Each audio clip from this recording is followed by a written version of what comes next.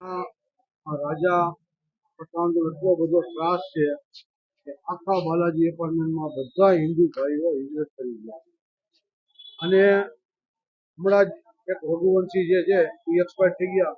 એની વિધવા બેન જે છે એ મારી પાસે આવી. વિસ્તારનો આગેવાન હોવ એટલે વિસ્તારના અંદર દરેક હિન્દુ મુસ્લિમ સમાજના લોકો મારા ફાધરના વખતથી અમારા પરિવાર સાથે સંકળાયેલા હોય અને મોટી સંખ્યામાં અહીંયા હિન્દુ ભાઈઓ રહેતા હોય એટલે સ્વાભાવિક છે કે અમારે હિન્દુ ભાઈઓ સાથે ઘર જેવા સંબંધ હોય. એ માજી સાથે પણ અમારે ઘર જેવા સંબંધ હતા. અને એણે મને એમ કીધું કે ભાઈ હબીબભાઈ, તમે મારા દીકરા છો. મેં કીધું માં, હું તમને દીકરો જ માનું છું. એટલે મેં કીધું મને કે બેટા આ મકાન હવે મારે અહીંયા રહેવી પોઝિશન નથી, કેમ કે આ ઉપર જે રાજા પઠાણ છે ને એનો અનહદ ત્રાસ છે. અમે નીકળી નથી શકતા, જઈ નથી શકતા. તો બેટા આ મકાન તું ગમે એમ કરીને મને આ ત્રાસમાંથી છોડાવી દે. અને એ મકાનમાં માજી અહીંયાથી હિજરત કરી ગયા હતા, ફક્ત તાળું મારીને રાખતા. અને રાજાનું એવું કહેવાનું હતું કે જેટલા પણ એપાર્ટમેન્ટના અંદર છે ને એ બધાને હું તાળા મારા જ લાગશે, બીજા કોઈના તાળા નહીં લાગે. એટલે મેં માજી મારી પાસે આટલી બધી આજીજી કરતા હતા ને હું એને મારા મા તરીકે જ માનતો હતો. એટલે માજીએ મને કીધું કે બેટા તું ગમે એમ કરે. એટલે મેં મારા સિસ્ટર કહે કે ભાઈ આ મકાન મને લઈ દે. મેં જો આપણે કોઈનું લેવું એ ગુના છે. ઇસ્લામમાં કોઈની પણ વસ્તુ લેવી એ ગુના છે. તો અમે કીધું જે બજાર ભાવ આવતા હોય એના કરતાં 50,000 વધારે દઈને લેવું છે. બજાર કિંમત એની 10 લાખ રૂપિયા થાય, અમે 12.5 લાખ રૂપિયા દઈને લીધી. કેમ કે એ માજી અત્યારે વિધવા થઈ ગયા છે અને વિધવાનું ખાવું એ અતિ ગુના છે.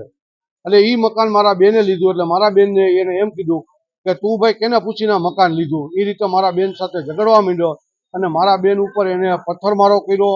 અને મારા બેનને એમ કીધું કે મેં એક મર્ડર કર્યું છે, બીજું મર્ડર કરતા હું વચકાઈશ નહીં. અત્યારે પાસામાંથી છૂટીને આવ્યો છું કે હવે જો તું અહીંયા કોઈને ભેગા કર્યા ને કાંઈ કર્યું છે તો તને મારી નાખી.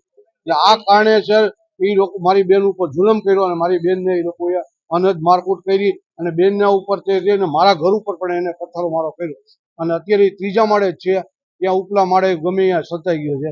તો અમારે એવું કહેવાનું છે કે આજે આ બાલાજી એપાર્ટની અંદર તમામ લોકોને એમાંથી મુક્ત કરાવે. ભયનું વાતાવરણ થઈ ગયું છે. સદર એક શાંતિપ્રિય વિસ્તાર છે. સદરમાં કોઈ દિવસ કોઈ અનિચ્છનીય બનાવ બનતો નથી. કેમ કે અમારું ગની બાપુનું વર્ષોથી સદર વિસ્તારમાં મકાન છે. હિન્દુ મુસ્લિમ બધા સાથે મળીને રહી છે. પણ આવા લોકો જે લુખાના કારણે જે આખા વિસ્તારમાં જે ભયનું વાતાવરણ છે, એમાંથી કમિશનર સાહેબની વિનંતી છે કે આમાં મુક્ત કરે અને ભયનું વાતાવરણમાંથી આને એવી સજા કરે કે આમાં જાહેરમાં આનું સરઘસ કાઢે એવી વિનંતી. હા, મારા 2 બહેનોને ઈજા પહોંચી. એક મેં બેનને અત્યારે હોસ્પિટલમાં દાખલ કર્યા છે.